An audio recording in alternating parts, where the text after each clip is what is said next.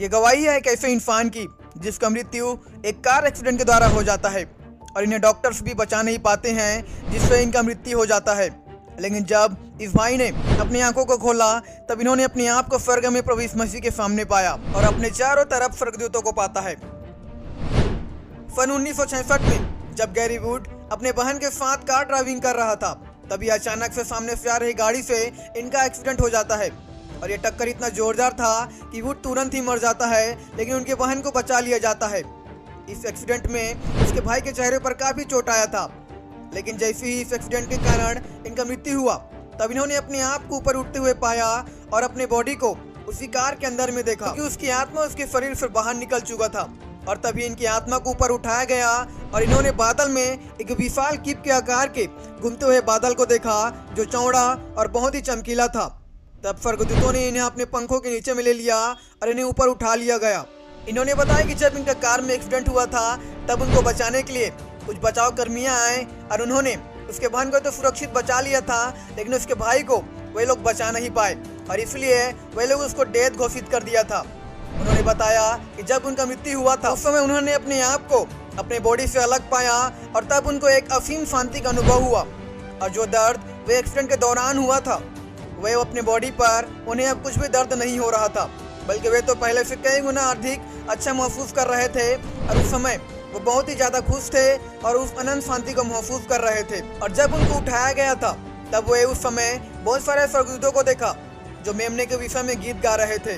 तब उन्होंने स्वर्ग को खुला हुआ देखा जिसमें बेहद ही खूबसूरत एक विशाल और सुनहरा एक नए ग्रह को अंतरिक्ष में लटका हुआ देखा और बाइबल में इसे स्वर्ग कहा गया है जिसको परमेश्वर ने अपने विश्वास करने वालों के लिए तैयार किया है। और तब उन्होंने उस स्वर्ग में 12 नींवें देखी जिसमें 12 प्रेरितों के नाम लिखा हुआ था और उसमें 12 द्वार भी थे जो मोती के बने हुए थे और वह 500 मील से अधिक चौड़ा था। तब उन्होंने एक हरी घास वाली पहाड़ी देखा जिसमें वे चल रहे थे और उनके चारों तरफ हरियाली ही हरियाली था।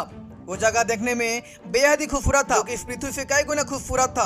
वहाँ के जमीन पर अनमोल रत्न थी और वे सारे बहुमूल्य रत्न चमक रहे थे। मोती के उन दारों में से एक के सामने एक देवदूत खड़ा हुआ था और वह कम से कम 7 फीट लंबा था, जो एक आम इंसान से भी कई गुना लंबा था।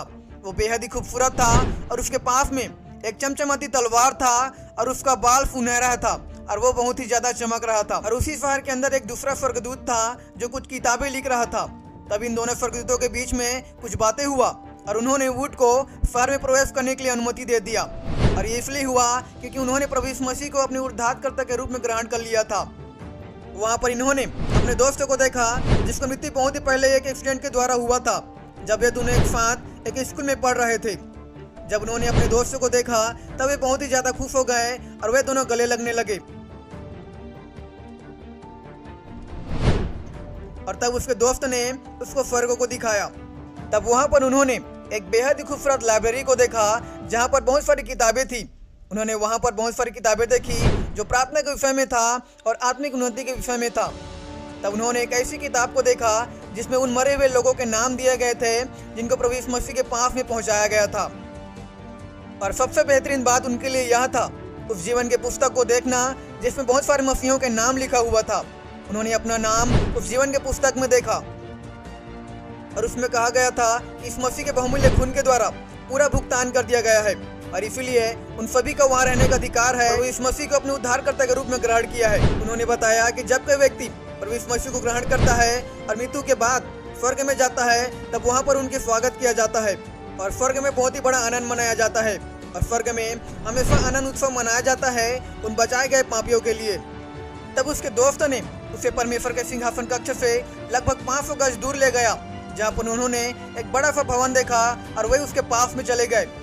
जब उन्होंने उस दरवाजा को खोला तब वे देखकर हैरान हो गए जब उन्होंने दीवार पर लटकी हुई बहुत सारे पैरों को देखा और ये सारे पैर असली थे और उस कमरे में मनुष्य के बॉडी के बहुत सारे हिस्से थे।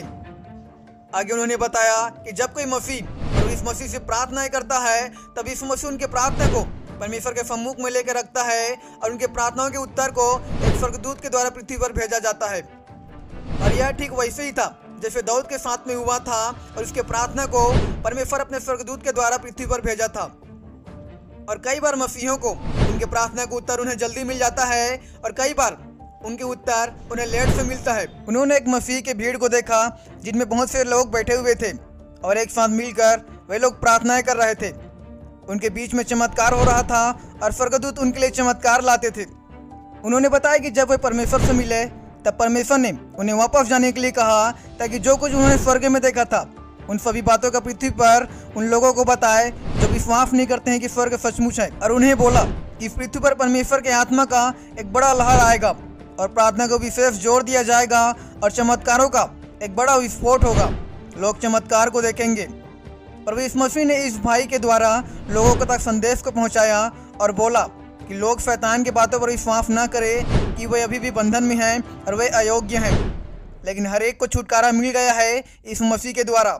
जब उस भाई से पूछा गया कि आखिर इस घटना के पीछे परमेश्वर का उद्देश्य क्या था, तब उन्होंने बताया कि उनकी बहन जिनके साथ वो कार ड्राइविंग कर रहा था वो प्रभु यीशु मसीह पर विश्वास नहीं करती है और उसके कामों पर भी वो विश्वास नहीं करती थी।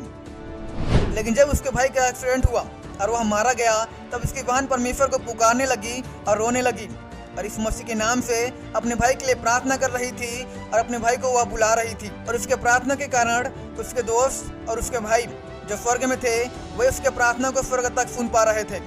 उसके बाद इस मसीह के नाम से अपने भाई को वापस बुला रही थी, इसलिए उसका आत्मा तुरंत ही उसके बॉडी में आ जाता है। मरा हुआ उसका भाई वापिस से सांस लेना चालू कर देता है और तुरंत ही बचाव कर्मी को इस बात को पता चलता है और वो उसके पास में आते हैं और वे सभी बचाव कर्मी उसको लेकर वे उसे हॉस्पिटल में एडमिट कर देते हैं। और जब वो भाई ठीक हो गया तब उसके अगले दिन उन्हें उसके एक्सीडेंट के बारे में बताया गया और उनके एक्सरे की ये तस्वीरें भी उन्हें दिखाया गया जिनमें उनकी नाक पर काफी चोट आया था और उनके दांत बाहर निकल गया था और उनका जबड़ा भी टूट गया था और उनका गर्दन भी टूट गया था और उनके गले में अधिक चोट लगने की वजह से वह बोल भी नहीं पा रहे थे।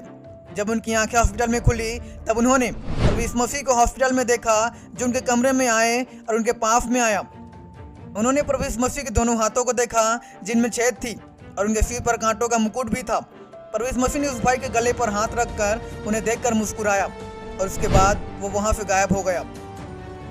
जब उनका एक्सीडेंट हुआ था उस समय उनके गले में अधिक चोट आया था जिससे वो बोल नहीं सकता था, लेकिन जब प्रभु यीशु मसीह ने उनके गले को छुआ तब वो ठीक हो गया। और उसके बाद में जब एक नर्स उसके कमरे में आई जो उसके हाल चाल पूछने के लिए आई थी तब वो भाई उस नर्स को बोलता है प्रभु की स्तुति करो और वो नर्स हैरान हो जाती है इस बातों को सुनकर, क्योंकि इसके पहले वो भाई बोल नहीं सकता था और अब वो भाई अद्भुत रीति से ठीक हो चुका था।